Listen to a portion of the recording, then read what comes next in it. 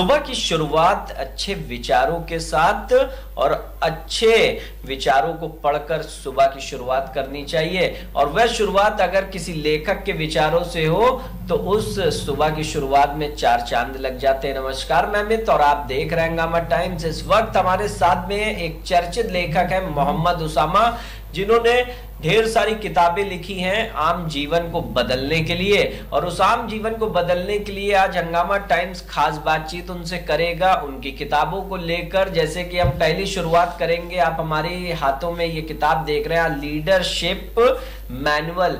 किस तरीके से आप एक मजबूत लीडर बन सकते हैं और किस तरीके से इस किताब को पढ़ने के बाद आपके अंदर एक उत्साहवर्धन होगा और उस बातों पर चल करके आप भी कामयाबी को हासिल कर सकते हैं। तो उसामा जी, आपका बहुत बहुत स्वागत है हंगामा टाइम्स में।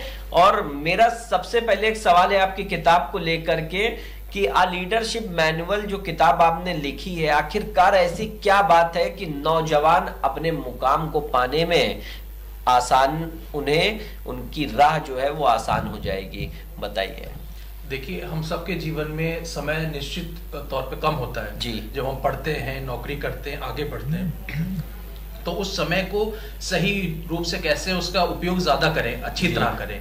तो हम सबके जीवन में चाहे बालकाल से और चाहे स्टूडेंट लाइफ से किस प्रकार से अपॉर्चुनिटीज आती हैं, लेकिन अगर हमारे अंदर लीडरशिप क्वालिटीज होंगी, नेतृत्व करने की क्षमता होगी, मैनेजमेंट सही होगा, सेल्फ मैनेजमेंट सही होगा, हमारा समय का प्रबंधन सही होगा, हमारे संगठनात्मक गुण सही होंगे, तो हम देखेंगे अपने जीवन में उन्हीं लिमिटेड समय में हम बहुत आगे जा पाएंगे, बहुत उन्नति पा पाएंगे। चाहे हमारा प्रोफेशनल करियर हो, चाहे बिजनेस लीडरशिप हो, चाहे कहीं हम नौकरी कर रहे हो, चाहे किसी चैरिटी के साथ काम कर रहे हो। तो लीडरशिप के कुछ जो प्रिंसिपल्स हैं कि किस प्रकार से हमारे अंदर रिस्पॉन्सिबिलिटी, इंटीग्रिटी, ऑनेस्टी, रिस्पॉन्सिबिलिटी और सारे गुण और इमोशनल इंटेलिजेंस, ये सारी चीजें होनी चाहिए जिसकी वजह से हम आगे नेतृत्व कर पाएंगे। अच्छा, आपकी किताब को ये देख करके लगता है कि यार लीडरशिप मैनुअल, क्या ये एक राजनीतिक किताब है? देखिए, नेतृत्व की जरूरत तो समाज के हर विभाग को होती है जी। जब आप राजनीति की बात करें तो देश में भी एक स्ट्रॉन्ग पॉलिटिकल लीडरशिप की जरूरत है जो दुनिया को दिशा दे सके, देश को दिशा दे सके। इसी प्रकार से वाणिज्य की ये दुनिया में बात करें तो बिजनेस में भी जब हम छोटी सी नौकरी करते हैं, जब शुरू करते हैं एमबीए करने के बाद, तो हम टीम लीडर बनते हैं। हमें 8 या 10 लोग मिल जाते हैं, हम किसी बैंक के टीम लीडर हैं, हमारा काम बिजनेस लाना है, इन्वेस्टमेंट लाना है। तो इस प्रकार से चाहे बिजनेस लीडरशिप हो, चाहे चैरिटीज हो, चाहे एनजीओज हो, चाहे विश्वविद्यालय हो, हर जगह नेतृत्व की अपनी एक अहमियत है। और नेतृत्व को देते हुए हम देखते हैं और लोगों को भी भला होता है और हमारे अंदर भी बहुत से ऐसे चेंजेस आते हैं जिसका जो फायदा होता है सीधे संगठन को मिलता है। जी, तो ये बताइए कि हमारे दर्शकों को कि एक लीडरशिप अच्छी तरीके से जो आपकी किताब में आपने लिखा है उसको लेकर के क्या चीज नौजवानों को आज की सुबह की शुरुआत से लेकर के शाम तक के करना चाहिए? देश में बेरोजगारी भी है, एक अच्छे लीडर की संस्थानों को जरूरत भी है, तो किस तरीके से वह नौजवान अपने अंदर उस लीडरशिप को तलाशे?